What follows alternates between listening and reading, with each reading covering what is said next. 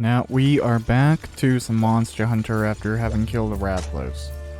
Do I have anything to put away? No. Just things to gain. Places to go. Things to do. And we can start off with a Gendrome fight. That sounds perfect. I kind of like to start at the bottom of the difficulty ranking with monsters and move up so I can have as much money and potentially equipment going into a new fight as possible. Gendrome, you know what, we had just killed the Iodrome, Idrome, Edrome, Yodrome, I don't know how to pronounce things. I'm legitimately quite bad at that. I know a lot of words, and I don't know what half of them sound like coming out of the mouth. That's the downside of growing up learning most of language through JRPGs and things like this, reading, is you have this whole vocabulary, and none of it is oral for you. It's all just text. And that's, you know, gone on to the point where, for me, I don't even really see pictures when I think about things. I just see text.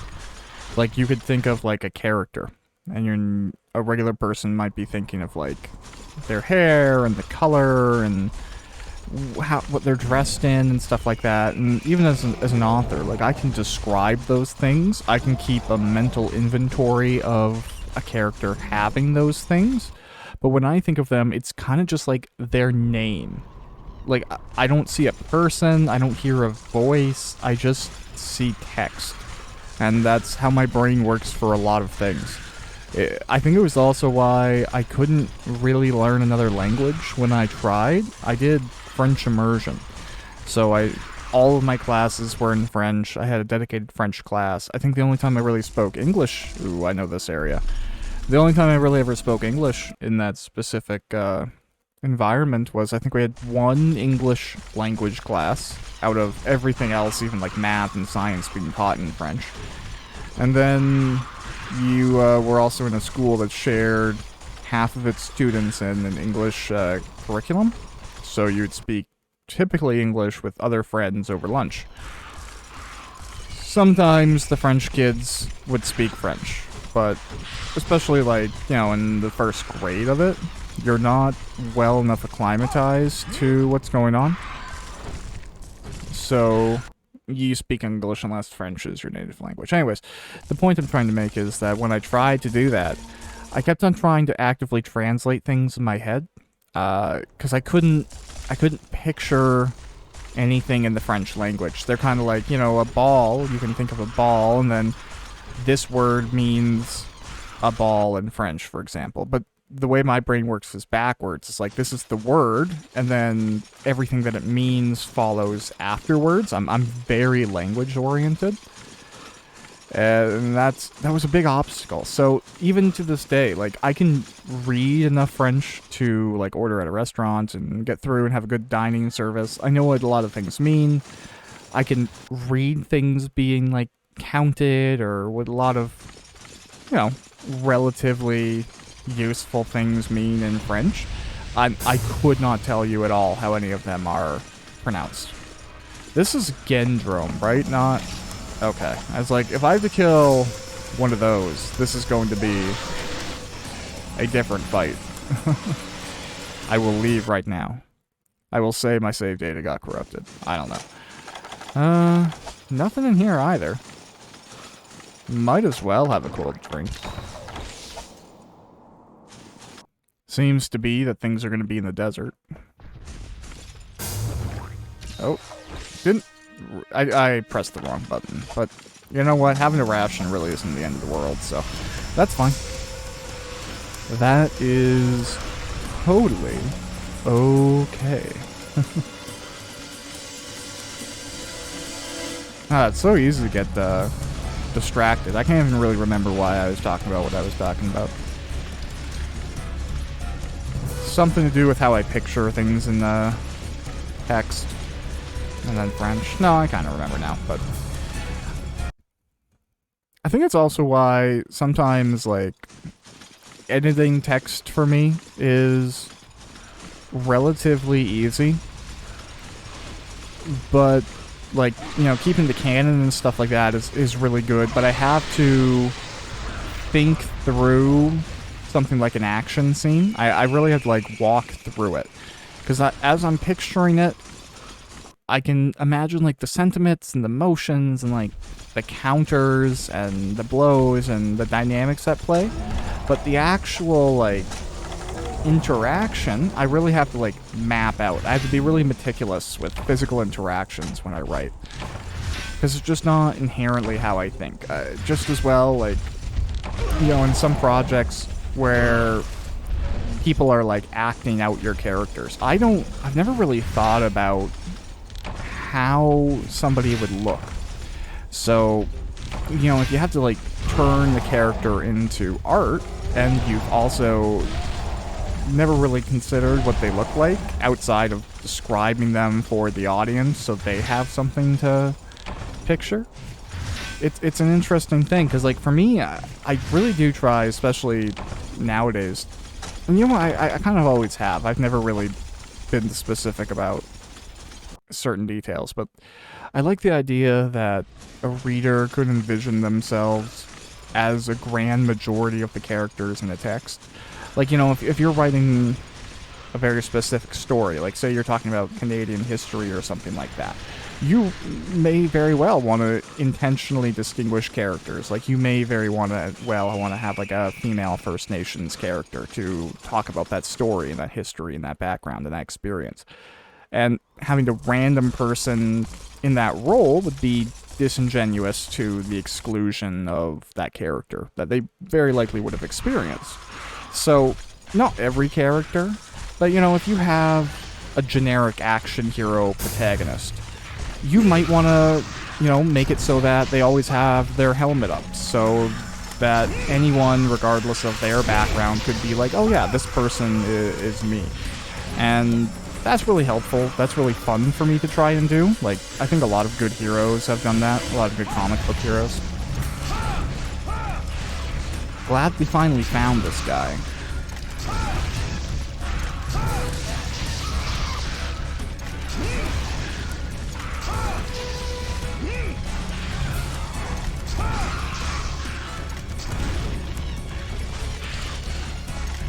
Just try and get perfect hits here.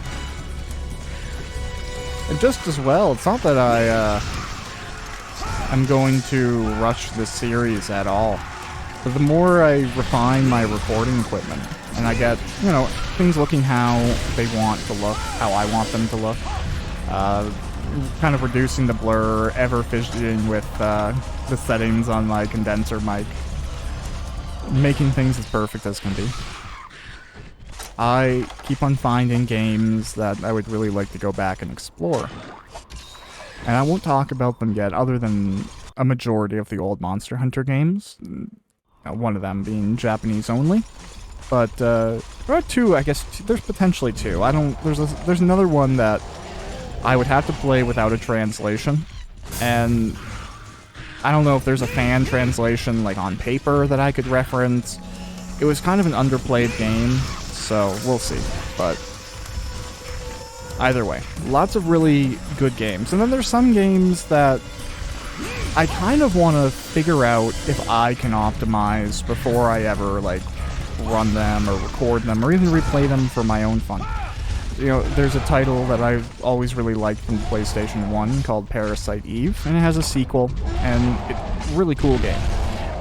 The nature of it being a PlayStation 1 game, I don't think I'm going to be able to get those cards, which is why I'm running away. But the nature of it being a PS1 game means that it's 3D polygon graphics on top of pre-rendered 2D images. And when you try and modernize a game like that, like you force it to go to a 16:9 resolution, it skewers the 2D elements, even though it's rendering the 3D elements correctly.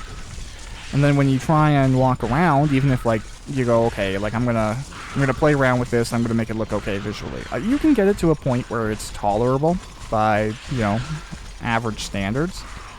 But even then, the mapping of the 3D pathing doesn't correctly track to the 2D image background. So you can have something that's on a different layer, and it thinks it's at a certain position on the image, on the map, and it's not, because it's been skewered, or skewed. So where it thinks it is, where it should be, are different places.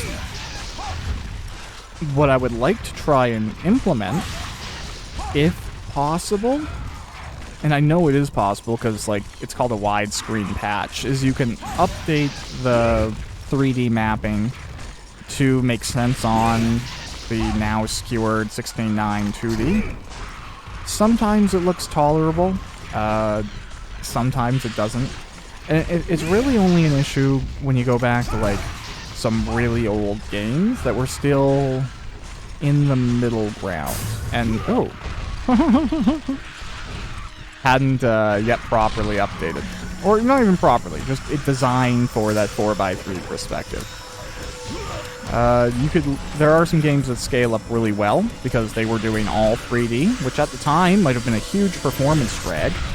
But now that we have all of the, you know, current modern day optimization options available to us, those previously, like, reaching 3D games can now be boosted up and made to look and run as good as they should have back at release. And that's fun. There's one I want to test. I don't know how the original Silent Hill scales to 16:9, but I would imagine pretty well. And I only guess that because, in my recollection, it's pretty much all 3D backgrounds. I think there might be a texture or two used on the walls that is 2D, and maybe I'm wrong, but I think it's mostly rendered 3D. That's why they use that fog to make it possible to do back on the PlayStation 1.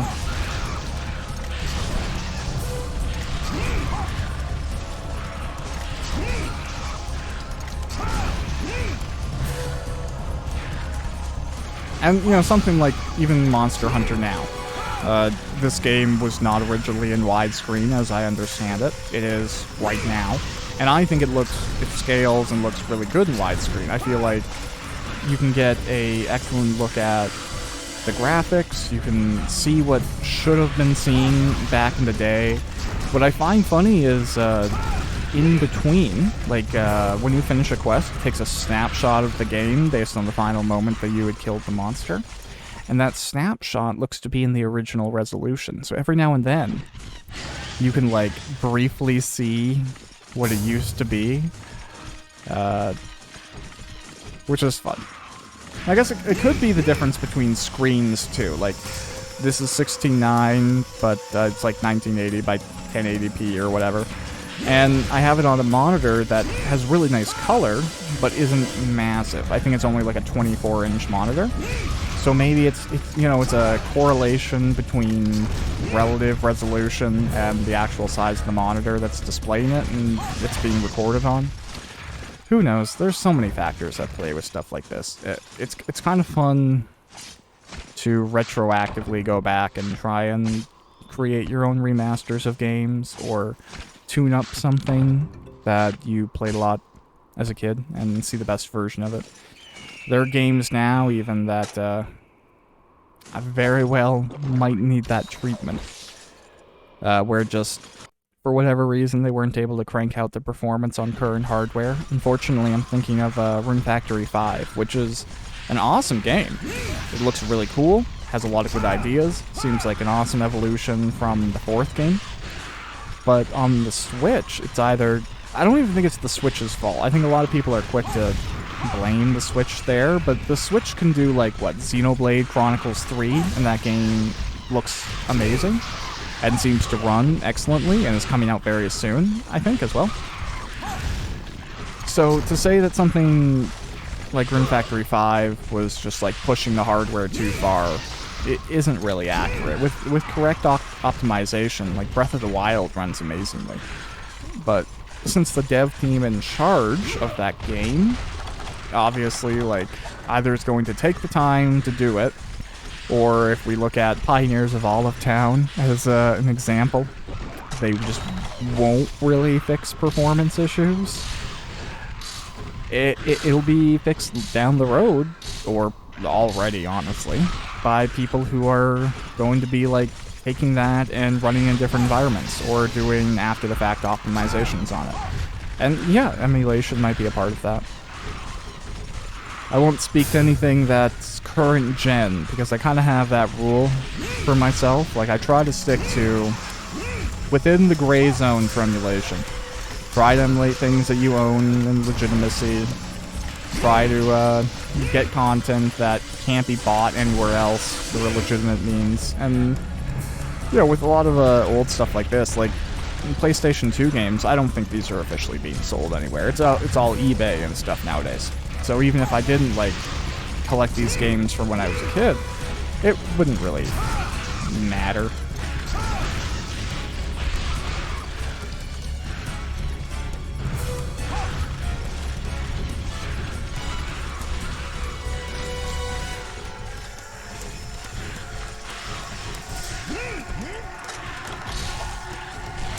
Did I just, like, get out of a stun because I was climbing? That's cool if so.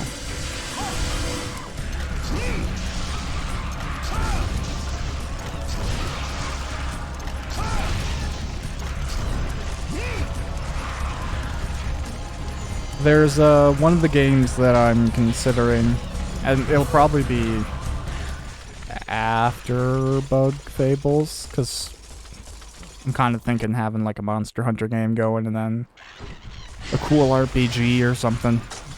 But it's one of those games where I never knew it had a sequel, because it like released on the original PlayStation and then it had a sequel on the PlayStation.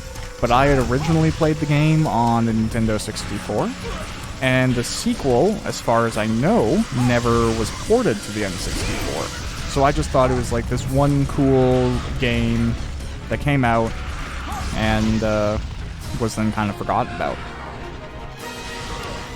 And I had a PlayStation 1. It's not like I wasn't playing that console, but I just, for whatever reason, didn't get as many games for it. I think it was just because I was young. And it was before the time I was like really buying games for myself.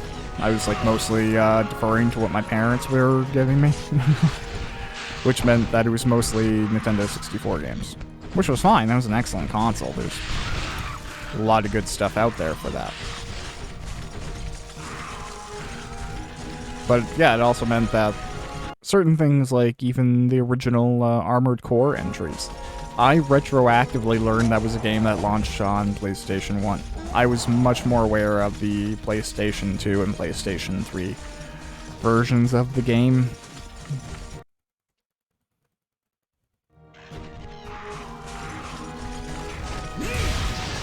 I wonder if Monster Rancher is ever going to make a comeback. It's like kind of unrelated, but had that whole gimmick where you like scan CDs or something. Cool, so we got the Gendrome put away, or put away. I guess they're put away into a chest after being turned into products. We'll store all that. I don't think I need the barrel bombs right now. Might need some more herbs. And we'll see what quest we can get.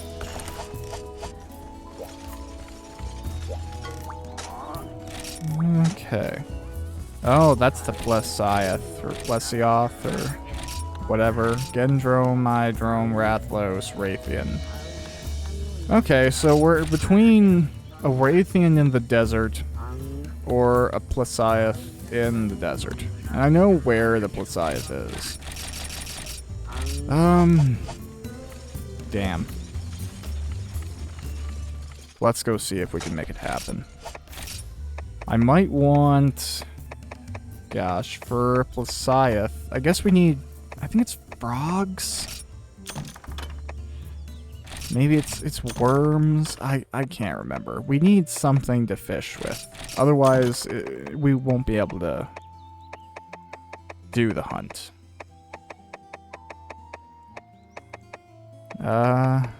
Yeah. I guess I'll be okay with what I currently have. We'll see if we can make it happen. Plesiath doesn't fly, so I'm not terribly worried. Wait, what else do you sell? Worms, crickets. Okay. This is going to be a sketchy situation.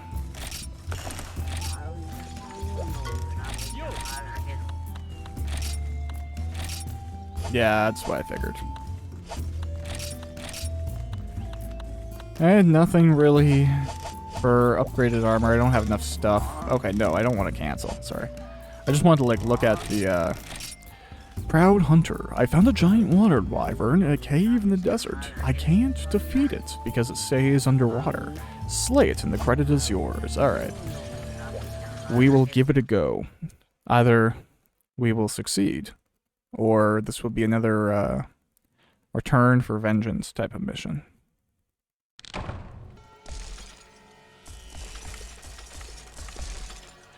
So we begin with... Oh, okay, we even got hot drink for the caves.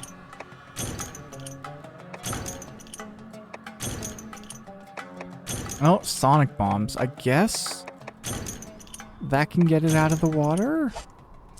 I have no idea. I remember having to fish. I think it starts in 5, too. Now, going into this as somebody who plays Monster Hunter, the first generation Plesioth is infamous. Like, this is... I'm running into a suicide mission, effectively. This thing has a hip check that, if memory serves, is brutal. So we'll have to see how it goes, because I think 5 is the only place it goes.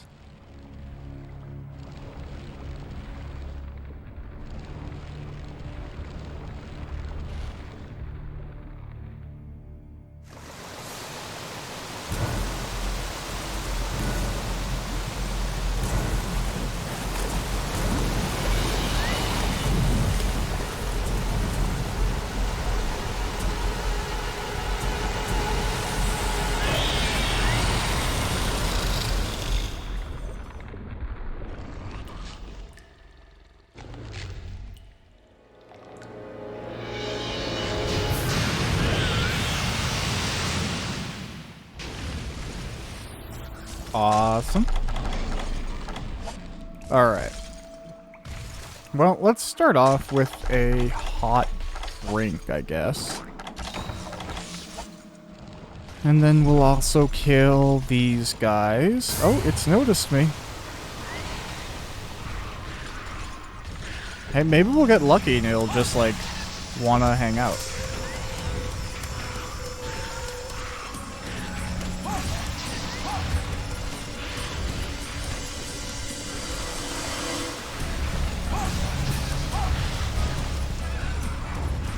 I have to be aware of the fact that it might want to try and, like, laser me.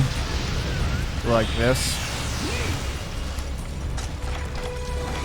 I'm not entirely certain. Okay, nice. It's just gonna come out and fight me. I always remember this thing being, like, intimidatingly huge when I first fought it. And that, like, really scared the crap out of me. And then when I, like, beat it as a kid, I don't actually recall it being too bad. I think it has, like, a lot of health, a really annoying hitbox, and, like, bad battle habits like that. Like that chicken run. But beyond those habits, I don't know if it's, like, a major concern. We'll see. We'll see if I can sonic bomb it as well. A lot of experimentation going back to these games.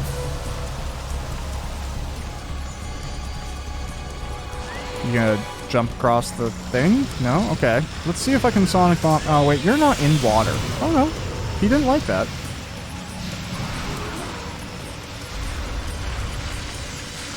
Well, that's excellent. I didn't want him to like that, so perfect. Wow.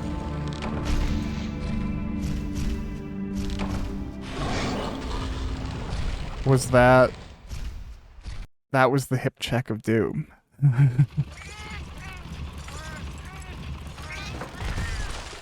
Damn. didn't expect that. I think I feel like I had a lot of health. So to like just be blasted out like that, damn.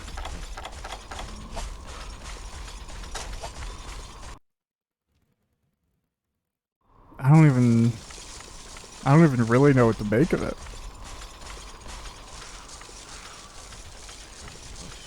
But I need to be hopeful.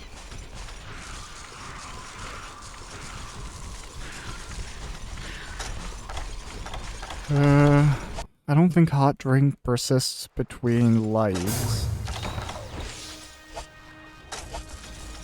Yeah, damn, that was brutal.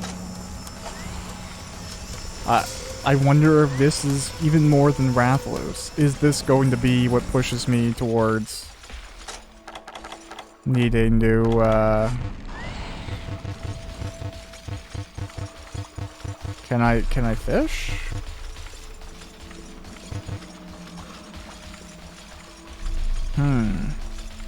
Okay, I can fish. I thought, yeah.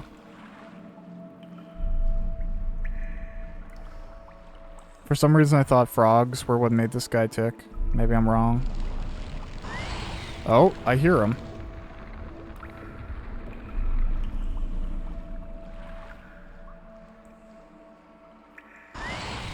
Are you coming for the frog?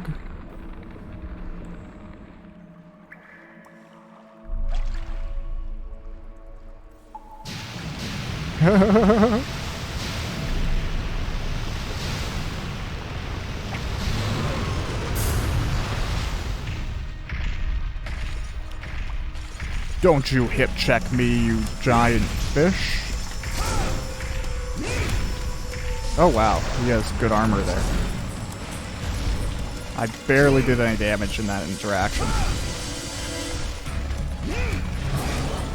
Oh. Yeah, that hip check is brutal.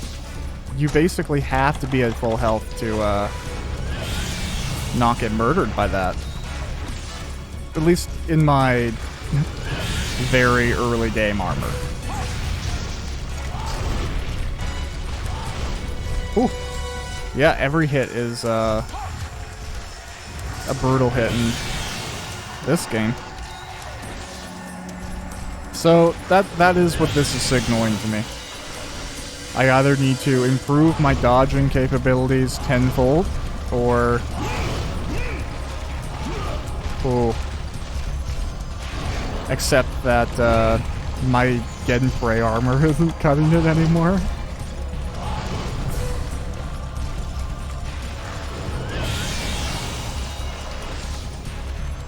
Because these are pretty decent combat opportunities. And I just can't, like, get in there. It also seems that the only place I can really get a hit in is the legs, which puts me in the risk of any number of insta-killy type moves. We'll see how this works.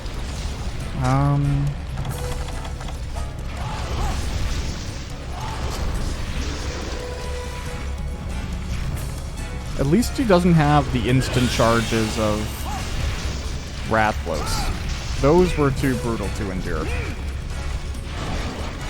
Oh man, yeah. The rumors were not a lie. That hip check exists beyond time and space. I figured. I wasn't being aggro enough to keep him up here. So the question now becomes is, will he retreat? Will I get in... Is this a good Sonic Bomb opportunity? Let's practice. Totally is.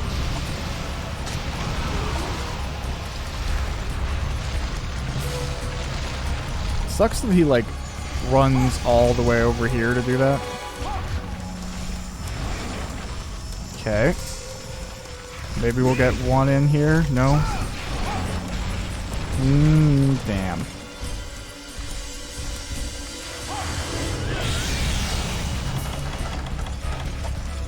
Shoulder checked to death.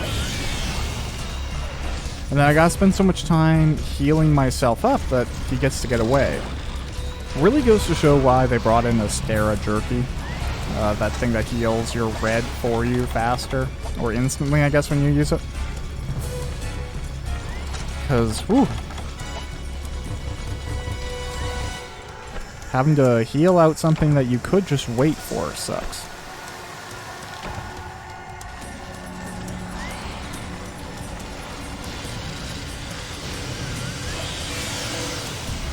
Okay.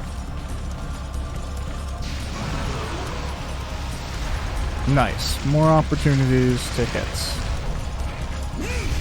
Sir, this is a smack.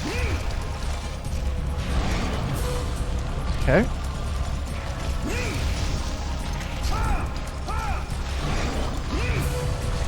Jeez, I'm so scared of being caught in one of those. Oh god, laser.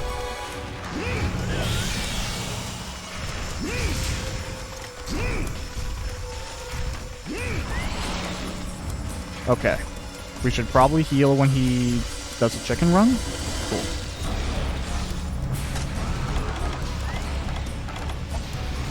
Oh. Pop right in, pop right back out. Alright.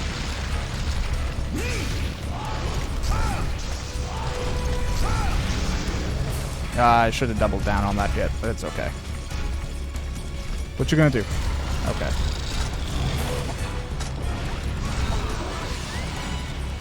I wonder if I'll be able to get 2 rations in. I can. Yeah, it's okay. I would define this fight as okay so far. The cart right off the bat isn't great. The heavy hits aren't good. It's a shame that I can't get higher sharpness with Great Sword at this point in the game. I don't believe it's possible. So my desire for getting through tougher parts of the armor is probably not going to be possible even with grinding. Oh, have I lost him again? Now, again, I think he's only interested in, like, frogs. I might be wrong.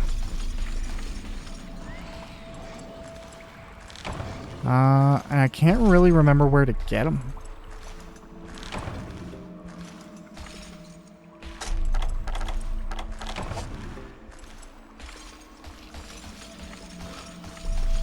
Yep. I don't think frogs are insects.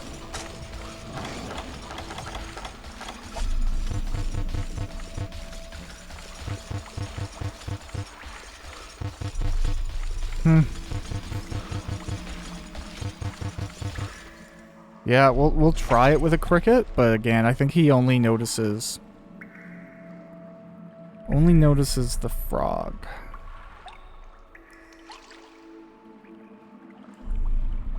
Oh, I think I messed that up. But it doesn't matter. That was enough to get his attention.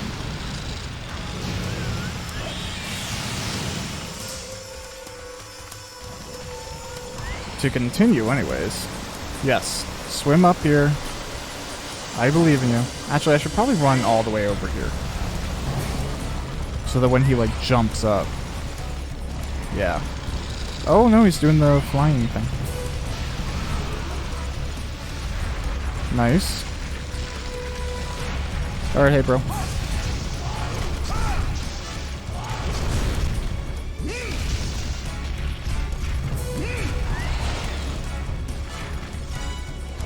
Neat. Okay. Ow. Yeah, more than anything, Classic Monster Hunter needs like a duck command. Or I guess one that warps. I mean, yeah, can I? Okay, I can like do this, but I don't know if it would work in combat. I do not know if the hitboxes were at that point. Also, I lost him. Because I just forget the paintball nowadays. Which is really going to taunt me in every single vintage Monster Hunter that I'm going to be playing. I will not have any escape.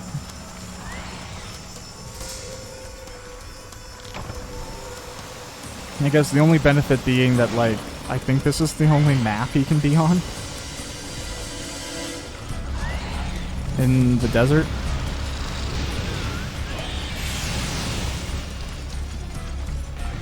Does that? Yeah, that got him. Hey, I knew who you are now, man. Gotta be worried about identity theft and stuff. You should fight me. You're just gonna send lasers all over the place? I mean, fair enough, but...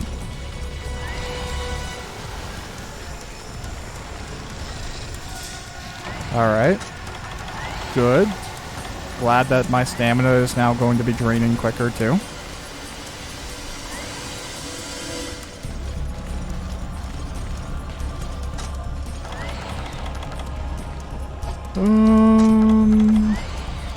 Yeah, why not?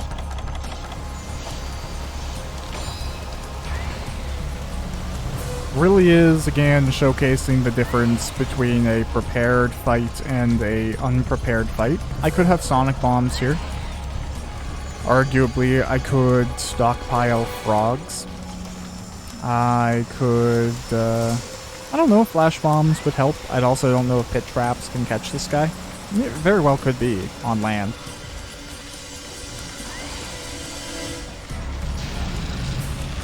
Being ranged right now would be pretty beneficial. I imagine this is a totally different monster to fight if you have a gun.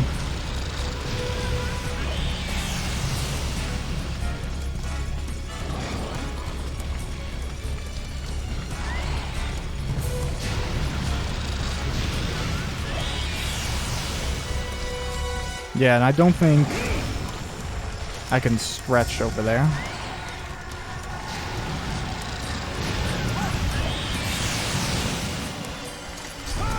Nope. Alright, sir. I am over here. Come get the delicious hunter. No? Are you gonna go... I don't know, man. Yeah, I guess the brief for this quest, I can't get it out of the water. If you can kill it, it's yours, is a pretty valid redirect.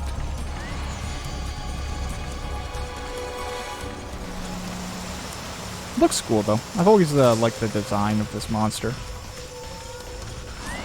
And then, water monsters tended to always have a bad reputation. I think, you know, try the third game, or a version of the third game, I guess is more accurate to say. It did underwater combat, and it was a very, some people liked it, some people didn't type situation. Some people just need some time with it, I think, because it's aged pretty well, for me anyways. At the time, I really struggled with it, and then upon returning to it, after I kind of knew how it worked, and expecting it to be a part of the game, it wasn't that bad. It was a pretty cool challenge. But it also meant that some monsters, Scythe is a great example of starting water monsters that are frustrating. You have Gobel, which is like a giant pufferfish type of thing. Kind of a pufferfish. Lagiacrus, I don't know, man. It's like an alligator type deal.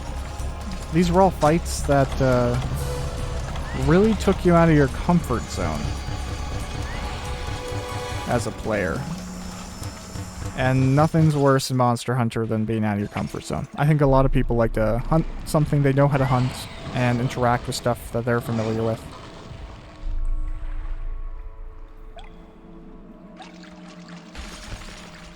Yeah, I'm thinking maybe I can catch a frog with other things.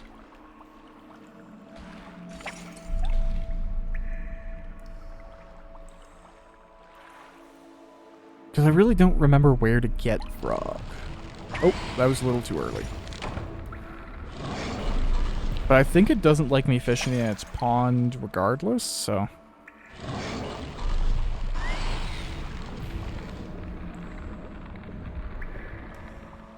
I doubt it's going to... bite. Maybe it will. Bomb marijuana. That's neat. Not what I want.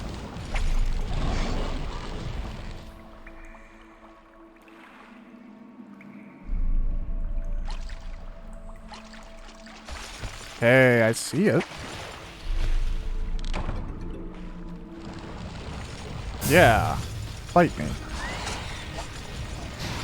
I have no stamina, no tools. Just like get up here. Let's brawl. Thank you.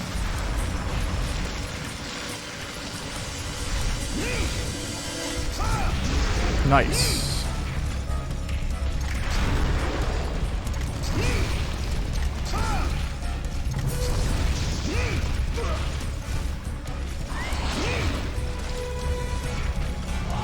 Okay, it's gonna spin around again.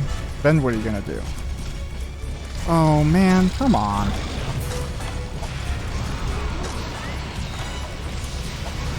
Oh, it's coming right back.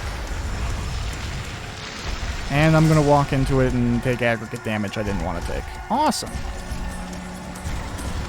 Yo, can you like make up your mind about where you want to be in life? Are you in or are you out of the pool?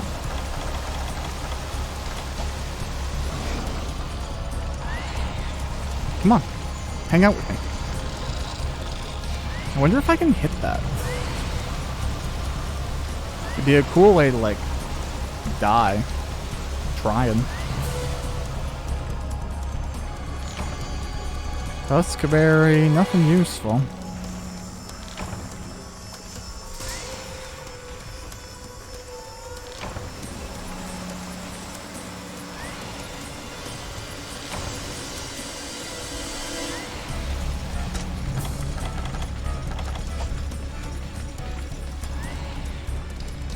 Like, I guess I'll just fish. It's not like... Doesn't seem particularly interested in fighting me, so... It's good to have downtime.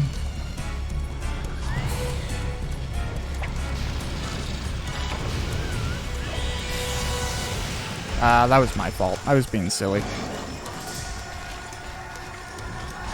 I think it's mostly because I kind of see what I'm doing at this point in time as a relatively futile effort. I'm going to give it a go for persistency's sake. But I can't run. And I am out of items currently that can restore my ability to do so. Very much a, you gotta be prepared for the fight.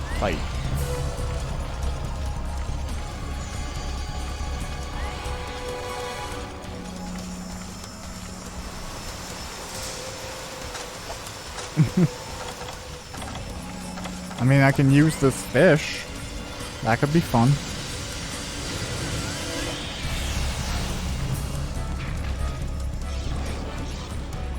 Yeah, so more sonic bombs, but I think you can only carry a certain amount of them. I might be wrong, but maybe... I think flash bombs and sonic bombs both have a limit at like 3.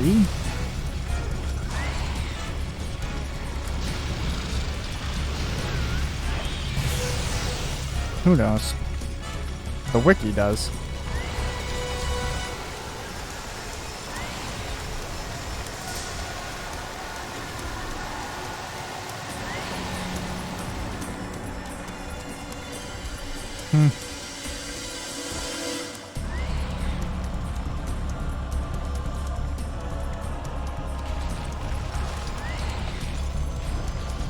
Alright, so...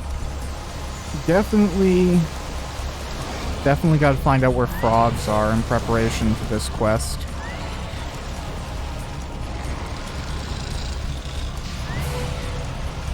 Maybe, like, bring materials to craft sonic bombs with me so I can make them while I'm here.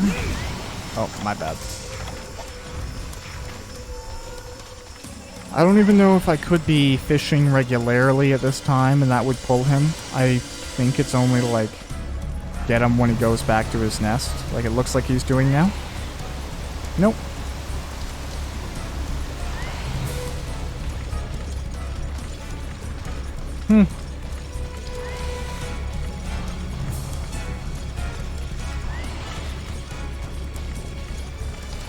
Kind of non-optimal situation, I guess, is the best way to describe it. It's just kind of, not terribly exciting. For a melee user anyways.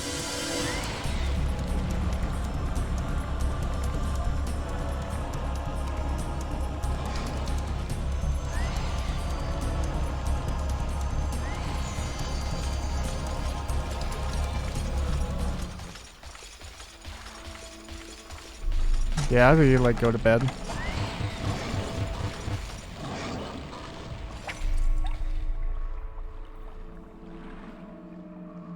Alright, I guess I'll get this last,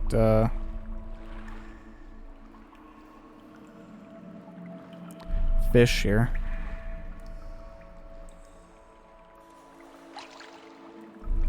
Oh, did it take it in one go?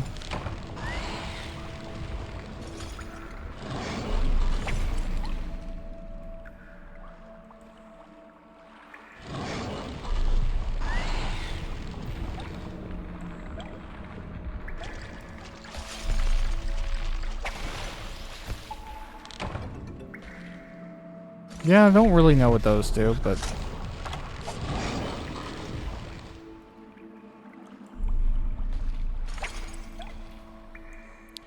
let's see what we can do with the time we have. See the Ps2 kind of like appear in the background. I like that. It's kind of a cool look.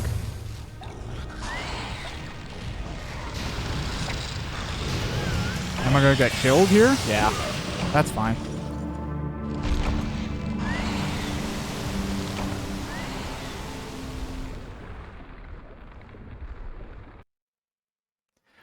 It didn't really want to go with me. Now, the question becomes... I mean, I already have one life left. I might as well just throw it away at it. Like, literally see what happens, see if it'll come out enough for me to, like, hit it a couple of more times to end this,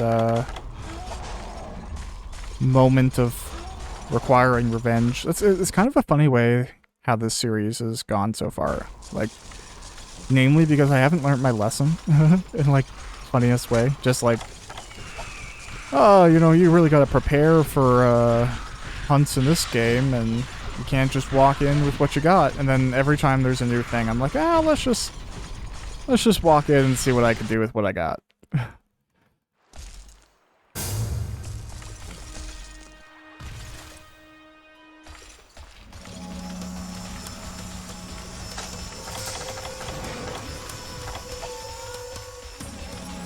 Quests like this one aren't as prolific as the series moves forward. So even before, like, the jump to World and Rise, it really is this first generation Monster Hunter 1, Monster Hunter Freedom, Monster Hunter G, where you're kind of expected to deal with, like, these ecosystem aspects of the monster, compared to finding the monster and it's, like, such a terror in and of itself that it has to fight you. And cool, I didn't know I could paintball it from there.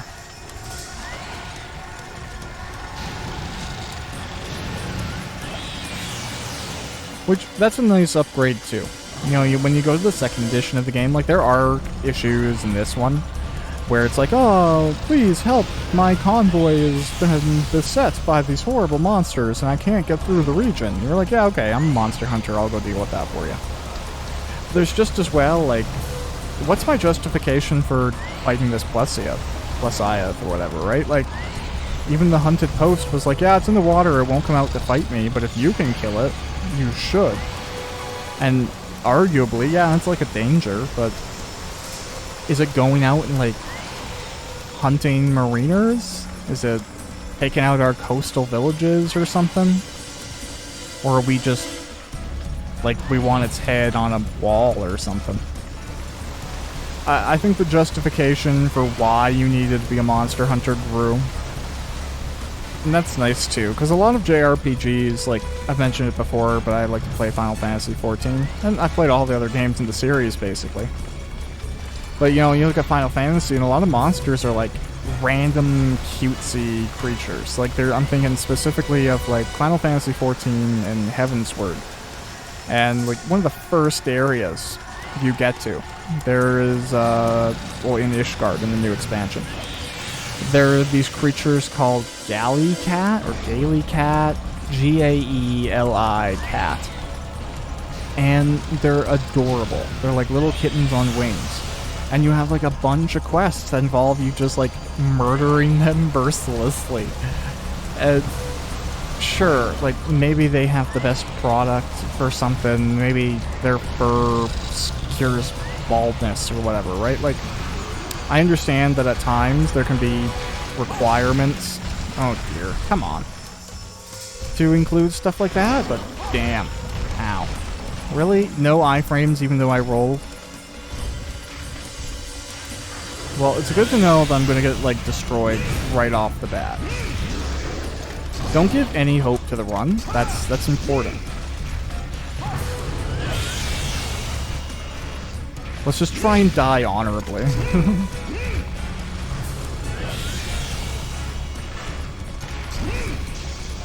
Yeah, like, that's not really honorable.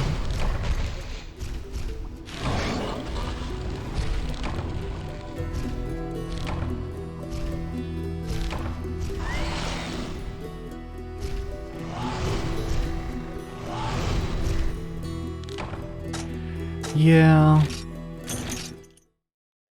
Well, that was a death. That's how it goes. We got a few fish from our process. So really it was just an excessively dangerous hunting trip. Truth be told, now what we gotta do is probably upgrade our armor.